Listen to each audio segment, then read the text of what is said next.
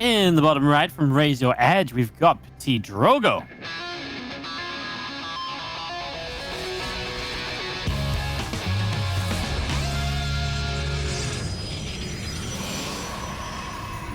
Good times. An exciting match now. I actually feel like we're starting the day with like one of the big ones. You know, not just I agree with where the group is, but I actually do genuinely feel if you put Drogo and souL against each other, most of the time I wouldn't really give you anything more than just saying it's a 50-50. You know, maybe who's in better form on the day, or maybe who's doing better in this meta. But overall, like I feel like these two match up really well to give us some, you know, some close StarCraft. And I really do think whichever way it goes, it should get to a game 3. Yeah, I think that's a pretty good way to put it. Like, if we were talking about matchups, if this was one of the later games that we were casting today, we would have talked about it today as like, hey guys, this is going to be one of the big matches of the day. Make sure you're here when we get to this, you know, because obviously we can joke about matchups like Rain or Bly, but we have an idea in our mind of who's going to win that, no matter how entertaining the series may end up being. But souL Drogo is a great matchup for exactly that reason that you said. It also that, you know, these guys serve those roles as like the practice partners for some of the other phenomenal players, and we see them always competing in these tournaments and trying to get it done. As I say that, I'm getting very anxious watching this Pro lose hit points. But yeah, this should just be an awesome best of 3 between two extremely talented players. And I know that these guys aren't as tired as me because it's what, like 9 hours ahead where you guys are. So y'all should be good, ready to go, and give me some nice StarCraft to wake me up with. Yeah, no, I hope so. I know Drogo might be like early on in his day. You know, his day doesn't quite start until the afternoon for most people. So that's just, but that's just a Drogo lifestyle choice. Pro Drogo, gamers, huh? Drogo says he plays best when he first wakes up. It's just that is actually when DreamHack starts. What? there's so many chemical things happening when you're waking up that take like a couple of hours to really hit. That is impressive. That is impressive. He must have his I guess that's what the monster's for then, Wardy. That helps get you focused and ready to go, huh? Yep. Yeah, I mean, maybe just Drogo when he wakes up. What he needs to wake up for the memes, the bants, right? So the StarCraft's just naturally there. It's just to get onto the Twitter game. That's what he needs to wake up for. So, yeah. Yeah, he seems like the kind of guy that has his homepage on his internet set to like r/meme economy or something, you know? Like he's those are the stonks that Drogo trades in. He wakes up, he sees what's hot, and he nods. He's like, okay, I'll play best of 3. And now I've got my content. Yeah, it's the real thing we need to see is the screenshot of his desktop where there's 2 folders. It says if I win today, if I lose today. He's already got multiple different memes ready. If I lose to Mind Drops, if I lose to Banshees, if I win with DTs, if I win with Macro. It's just a massive flow chart of which way you go. Having seen Drogo's Twitter, it wouldn't surprise me. These Adepts doing a nice little bit of poking though. It's gonna get the Hellion. Yeah, I love getting the Hellion because that obviously means the Adepts can't be chased down. And obviously, usually it can be obviously then denied scouting, but this Rupert gets a good scout anyway. And the scout is Phoenix. Very early on here, just going straight to Phoenix, nothing else. Very good defensively, of course. Now, souL's not going to do anything to be aggressive now. He knows what it is, so he's going Viking Cyclone. But even then, you know, the Phoenix are good against those units if they come across the map to try and be aggressive. And the Phoenix are then going to be very good at just keeping you safe, put a bit of pressure on. You know, even against tank pushes, right? The Phoenix become a core defense because you need them to lift up those tanks and to slow down that splash. Yeah, well, that's like one of the most popular types of styles that we see out of Terrans in the early game too. When it comes to that Hellion, is a lot of the time you're trying to throw that in, or it can be like a Hellion follow-up build. And obviously, we can see in this game that it's going to be a second Cyclone, a second Viking. souL's playing this one close to the chest in regards to not taking damage or giving anything up against the air presence that Drogo secures early on. But it's you know, it's a relief when you get that kill for the Protoss side that you have the expectation, okay, if they were going to go for that type of thing where they were pocketing Hellions that I didn't see, they're probably not now. So he can kind of stay out on the map and not feel like he's risking as much by chilling out here on the field. Now we do have that faster armory coming in with the fast third command center. So souL is setting himself up to have everything he needs economically, but also for his harass. And I guess the big question that I'm wondering now, Wardy, I'm curious your thoughts on this. Is he going to be able to try to slip a mine across the map? Because he's building extra racks. Like, it's not mech, right? But he's investing a lot into his gas and into this fast armory. Yep, nice quick armory straight into drilling claws. He loves this. He loves this mine aggression. Like, this is just souL in a nutshell lately in TVP. Not every time, for like a lot of the time.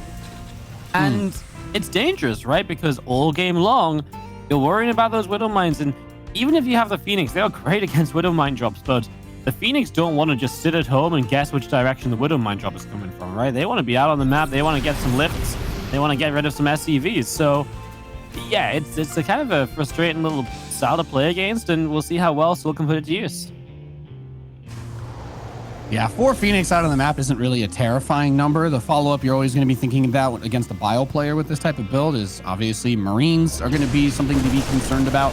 So the transition pretty smooth into Colossi as that third Nexus is already just about saturated. Puts Drogo in a pretty nice economic spot. When you don't take damage early on from Terran, this is what ends up happening. And that's what the mine drops obviously want to mitigate. But the Protoss generally gets about 7 to 8 workers ahead. And now he's up 52 to 61, fits exactly within the frame that a Protoss should be in at this time.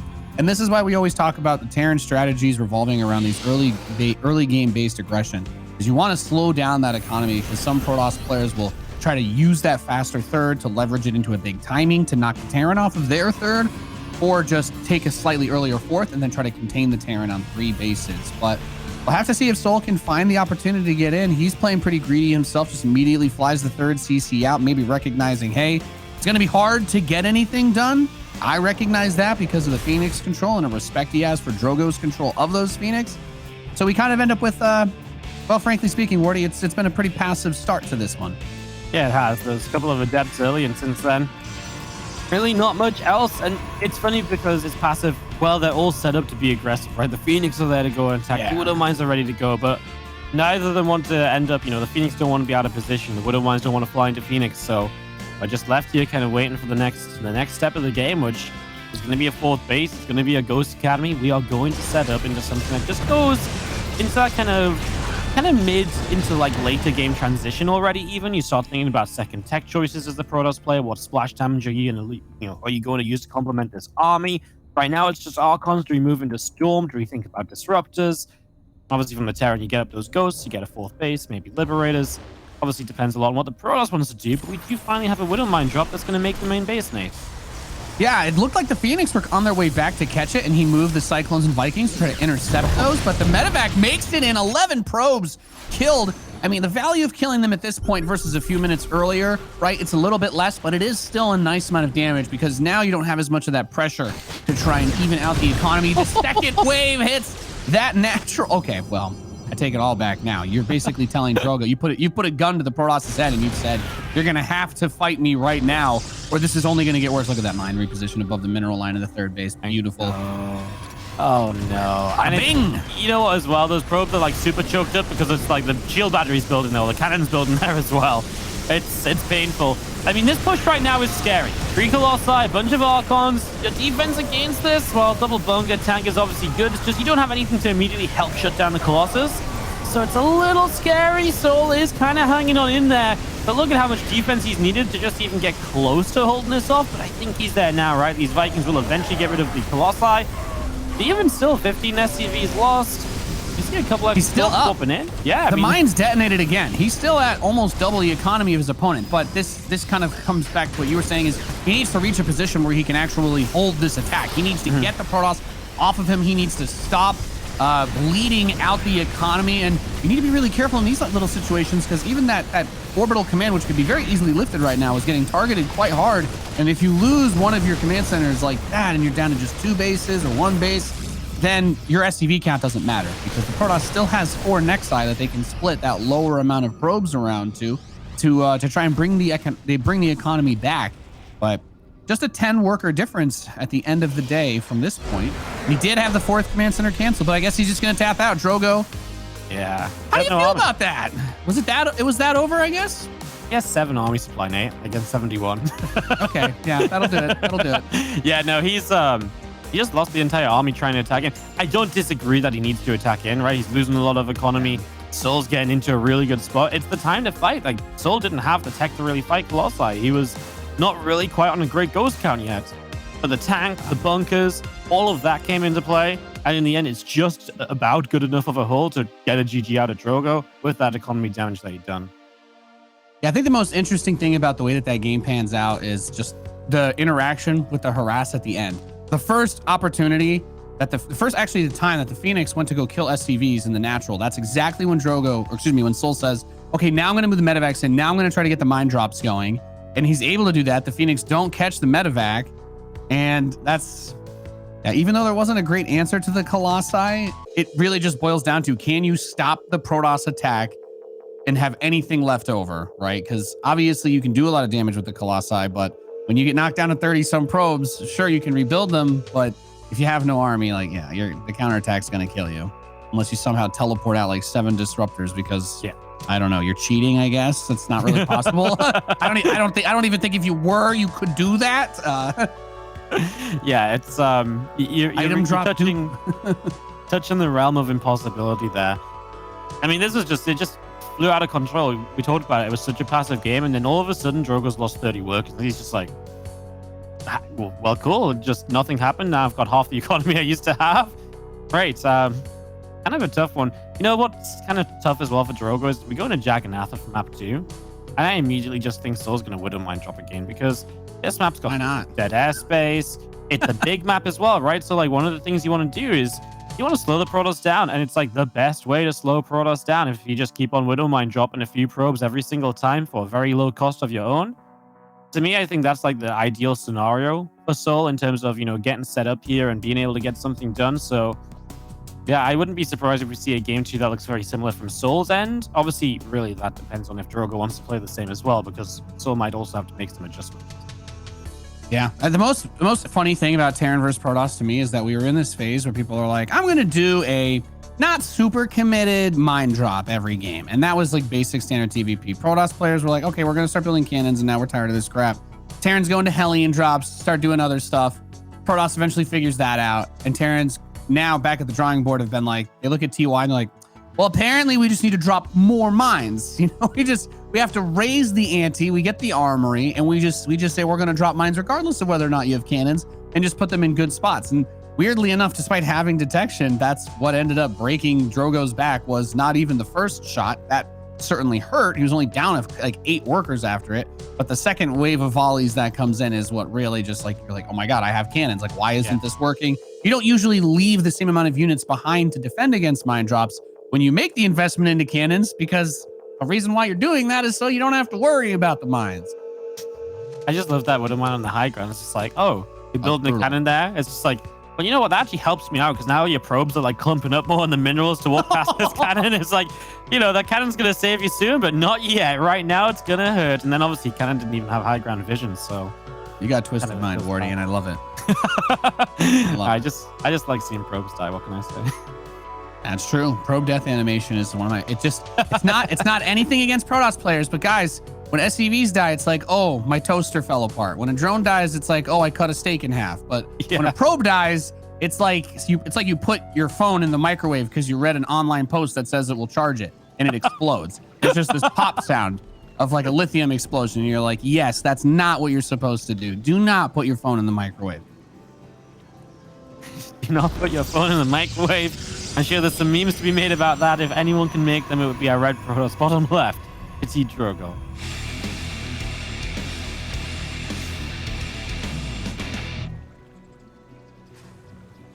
And his opponent in the northeast position, leading the series 1-0, he is souL.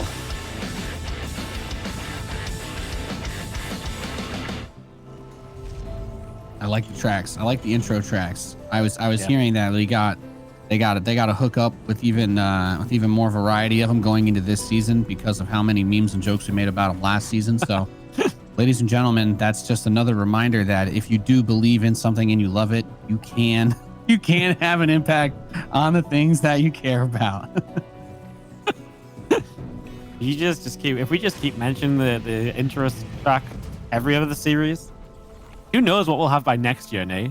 That's the reason why I'm mentioning it. I want them to put a holographic Vocaloid Nathanius on the screen dancing, introducing the player to some sort of J-pop that we get licensed because they're like, okay, well, obviously we need to get the bigger package because this is now the most important part of the entire show. I just want a Spotify playlist, you know, listen to all my favorite intro tracks over and over. Yeah, you know, exactly. just between seasons, I'm kind of missing the DreamHack Masters. But I put my Spotify playlist on. It feels like we're introducing the players all over again. Exactly. We can get "Wake Me Up When September Ends" for somebody. I'm sure some memer out there will want their intro song to be "Black Parade." We can go deep on this, Wardy. There is no bottom to the abyss. That is the point. So probe's a little bit annoying. Command center's built off position. As much as everyone's like, can't you just lift it? LOL. Still very annoying. You may not realize this. This actually does tilt Terran players off the face of the earth, despite the fact that we wear the little happy mask over our faces while we are crying about it. And the Reaper's going to go to scout, but he did build the extra Marine behind it. Didn't just go straight into reactor, so the probe can't chill there too long. And that bunker, Wardy, we know if you skip it as a Terran and the Adept gets there super fast, you're usually feeling sour about that when your SCV gets killed. Yeah, that bunker is my best friend early game, Nate. It's it's a necessity.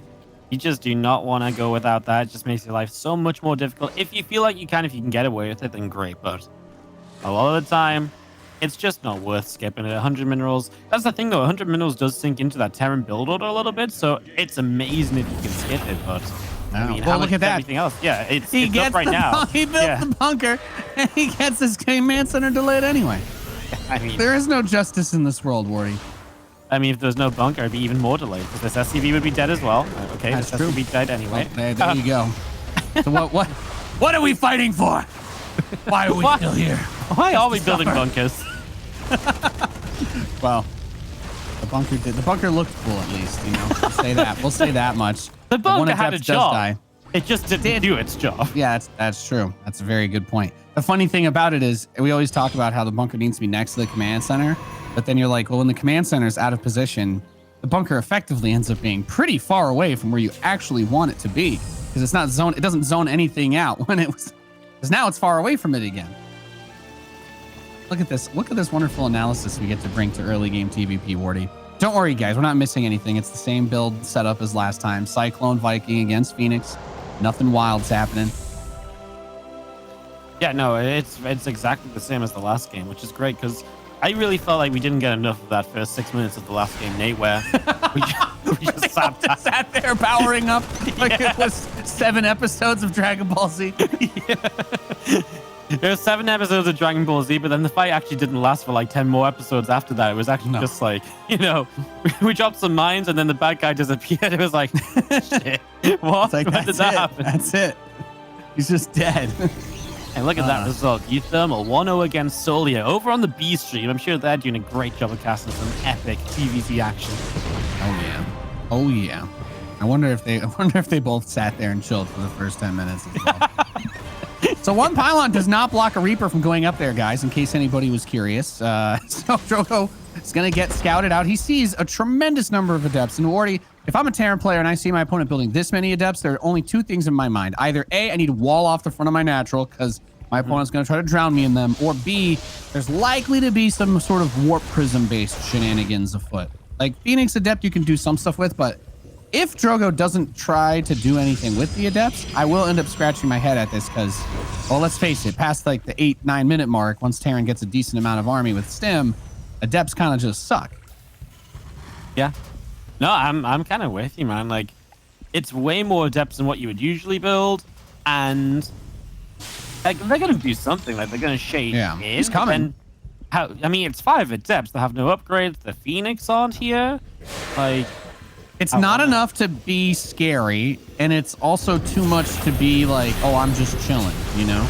Yeah. I mean, what did that do? I mean, simple racist deep. Great question, Wardy. Yeah. What did it do? I found myself wondering the same thing. Yeah, I really don't got nothing for that one. He's going to try and shade up again and see if will raise again. Okay, I'll give you benefit of the doubt. I'm going to give Drogo benefit of the doubt. Maybe he's seen a different game that souL played on this map where he moved out, and the Adepts he wanted to do a big counter with, right? He was expecting maybe a little Marine tank move out, maybe not the same exact build from the last game, and that's why he's like, all right, if I build 5 Adepts, I can kind of contain him, pressure him, keep him back from moving out. But we know that's not the case because he's literally got his 3rd command center already on location, and he's probably ready to just take that and start turtling up while he gets the rest of his upgrades. Yeah. It is just weird, right? Because it's just the Adepts they just don't really do as much transitioning through. Like these were a couple of extra stalkers. Even if you're not going blink, it's still something that can help out a little bit. It's still something which eventually is probably going to be useful. These adepts really just have no later game use in this scenario. Like going into Phoenix Colossus, now going to go charge. Like I get a few for scouting. I get a few for scouting. I get a few for harass.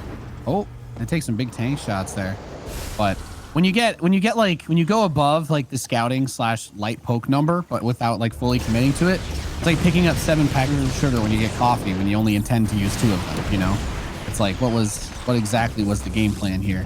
Because the Phoenix are going to get pushed back too. Double Viking openers from Terrans, by the way, have been really good at shutting down this Phoenix harass. I wonder if maybe he just wanted to get in, lift a couple units with Phoenix, and he just thought the adepts might be able to fight everything else, but... Yeah, I can only assume that he expected a different build, right? That's the most rational thing. I think it looks silly right now, but he does this at other times. We're like, oh my god, those adepts were such a good decision. Yeah.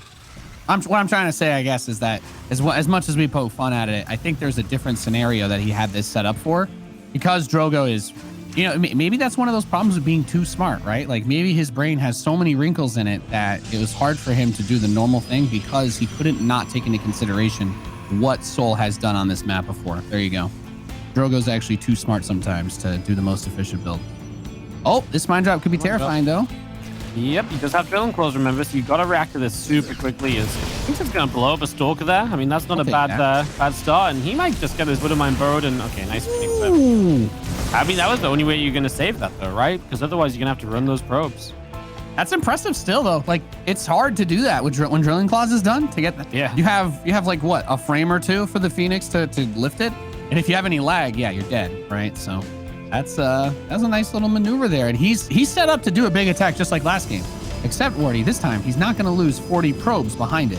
And that scares me for souL, because he had a bunch of bunkers last time. He had widow mines, he had tanks, he had turrets. Didn't matter. He got rocked.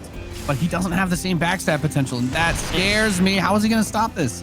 I actually love as well that Drogo comes in from this side, because now you're going to fight one bunker at once.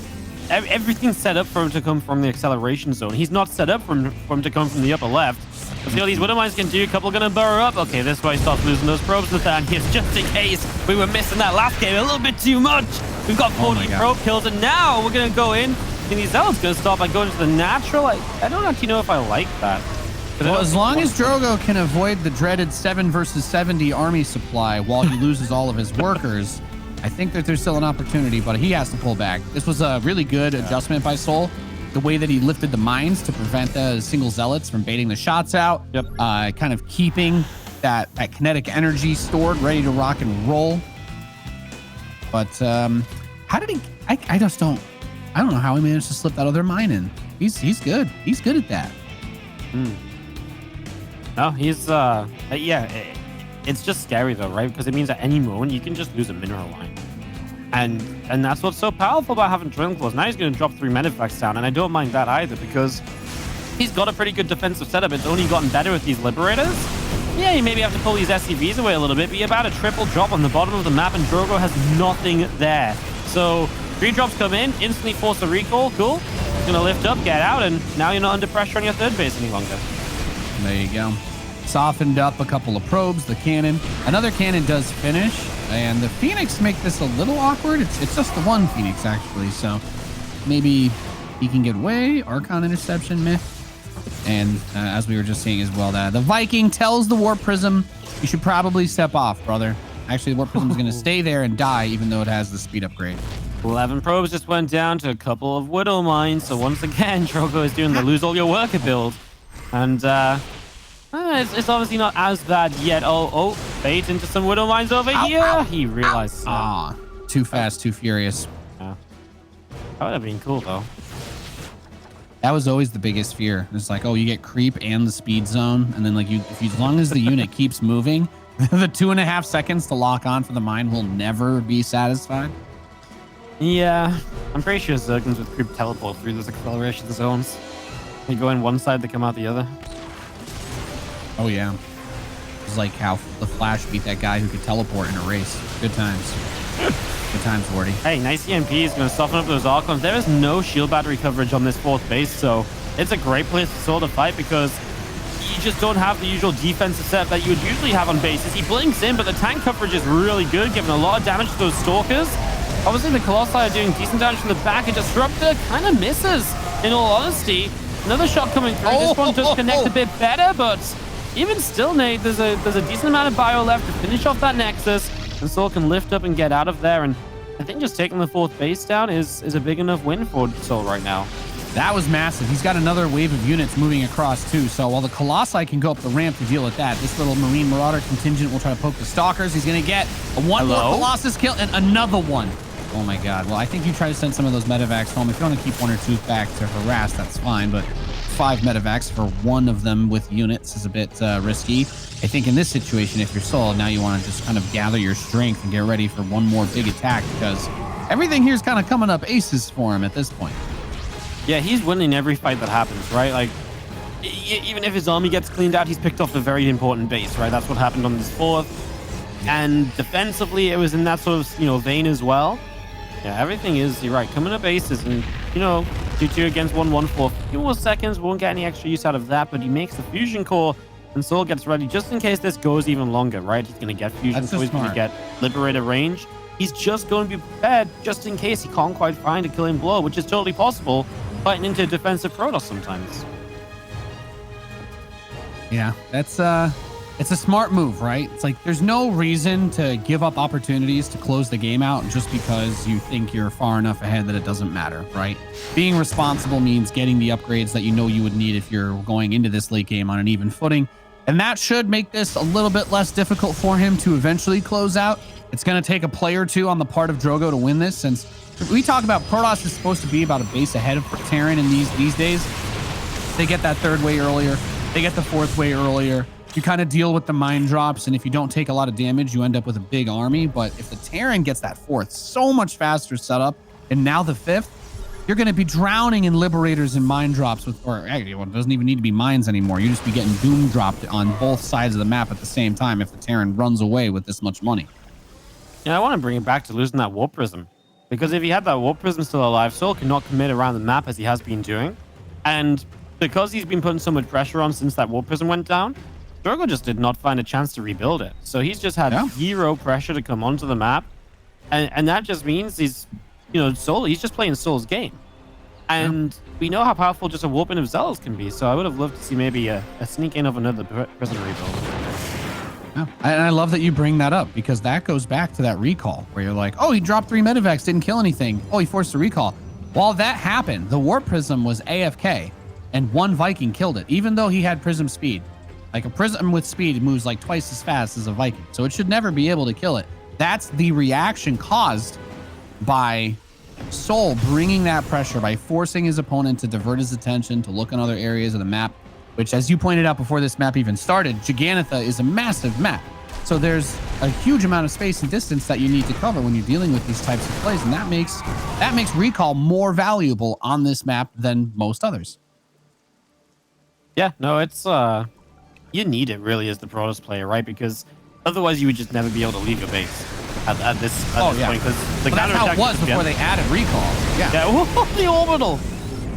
I've never seen that before. Imagine if you just... I've never seen a Protoss walk up to a Terran base and be like, I don't need to kill anything except the orbital. I'm just going to launch 11 disruptor shots, kill the orbital, and back off. I'm good. That's all I need. I've never seen that happen before, but I almost just did, and it was about as cool as I maybe would have thought it could have been. souL's on his way to more Liberators, nukes as well, as there's the recall to get Drogo a bit better position for dealing with this. The Disruptor's hit an Archon and not much else. This one is going to kind of find dead center, but souL backed away, so doing okay here. souL, as he continues to trade out, the Disruptors are kind of jumping forward, and that becomes expensive as now souL will just commit right side. He'll get rid of the Colossus. The Disruptors are still running forward here, Nate. What are they doing? Everything, Wardy. I mean, the only bulwark in this defense is that Archon, because these units were getting a little bit low on the hit point side, and the medevacs were running out of energy. So the Archon splash, especially with the bonus damage against Bio, ends up helping tremendously. But that's an awkward situation to be put in. I mean, Disruptors are great comeback units, but that's why you get the Liberators. That's why you get advanced ballistics for that range upgrade, because they are the apex predator of the Disruptor. That forces out other expensive units. We did see a Fleet Bacon finish, Wardy. There are 2 Stargates, but can he really afford to start building Tempest to deal with the ranged libs? I think survey says doubt. Yeah, absolutely not. In what world? And that's the thing as well, right? Because he kind of knows he needs it, but then what do you give up to do it? I mean, this ground army is already questionable at best, right? Like pure disruptor stalker. Like, okay, you're gonna make the Terran dance around with his bio units. That's great. It doesn't actually damage him. So, yeah, this army's great at maybe buying time and stopping a fight from happening, but it's not actually good at winning fights unless the Terran decides not to micro. Yeah.